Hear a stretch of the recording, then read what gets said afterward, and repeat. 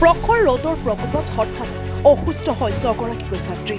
কলিয়াবৰ আমবাগান উচ্চ মাধ্যমিক বালিকা বিদ্যালয়ৰ ছগৰাকীকৈ ছাত্ৰী হঠাৎ অসুস্থ হৈ পৰে। দিনটোৰ প্ৰথম পাঠদান আৰম্ভ হোৱাৰ পাছতে প্ৰথমে 10মান শ্ৰেণীৰ এগৰাকী ছাত্ৰী অসুস্থ হৈ পৰাৰ পাছত 9ম মানৰ এগৰাকী ছাত্ৰীসহ মুঠ 6গৰাকী ছাত্ৰী অসুস্থ হৈ পৰে। বিদ্যালয় কৰ্তৃপক্ষই ততাতৈয়াকৈ জখলাবন্ধাস্থিত মহকুমা অসামৰিক চিকিৎসালয়ত ভৰ্তি কৰে যদিও উন্নত চিকিৎসাৰ বাবে তেজপুৰ মেডিকেল কলেজ হস্পিটেললৈ প্ৰেৰণ কৰা হয়। পুৱা ঘৰতে আহাৰ খাই আহি শ্ৰেণীকোঠাত পাঠ গ্ৰহণ কৰা বুলি জানিবলৈ দিয়ে বিদ্যালয় কৰ্তৃপক্ষই। সঠিক পৰীক্ষাৰ অন্ততহে অসুস্থ হোৱাৰ সঠিক তথ্য লাভ কৰিব বুলি চিকিৎসকে জানিবলৈ দিয়ে।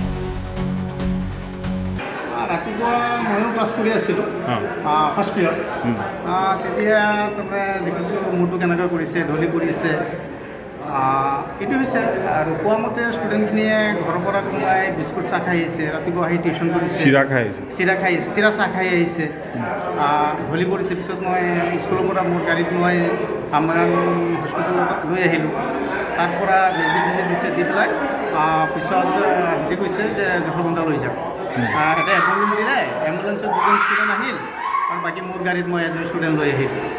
এতিয়াতো তেজপুৰ মেডিকেল কলেজত যাবলৈ কৈছোঁ। 3জন অলৰেডি গ'ল এখন এম্বুলেঞ্চত, পাৰ্চনেল এম্বুলেঞ্চ নেকি তেনেকৈ কৈছে, কিবা পইচা দিব লাগিব। আৰু বাকী 3জন আছে, 108 এটা আহি আছে নেকি। মই ঘৰত আছিলোঁ, মোৰ ছোৱালী ৰুমিকা সিংহ, তাৰপিছত কোন ক্লাছৰ 10ত পঢ়ি আছে। তাৰপিছত তাৰপৰা ফোন আহিছে, মোক কৈছে তোমাৰ ছোৱালীজনী আমবাগান হস্পিটেলত আছে, তো তুমি আহা। তাৰপিছত মই ঘৰৰ পৰা ওলাওঁতে মই ডাঙৰ দাদাক মালে ফোন কৰিছোঁ। তাৰপিছত মই গৈ পেলাই পালোঁ আমবাগান হস্পিটেলত। আমবাগান হস্পিটেলত পোৱাৰ পিছত যেতিয়া মই গৈ পালোঁ, তেতিয়া মোৰ ছোৱালীজনীক অক্সিজেন দিছে।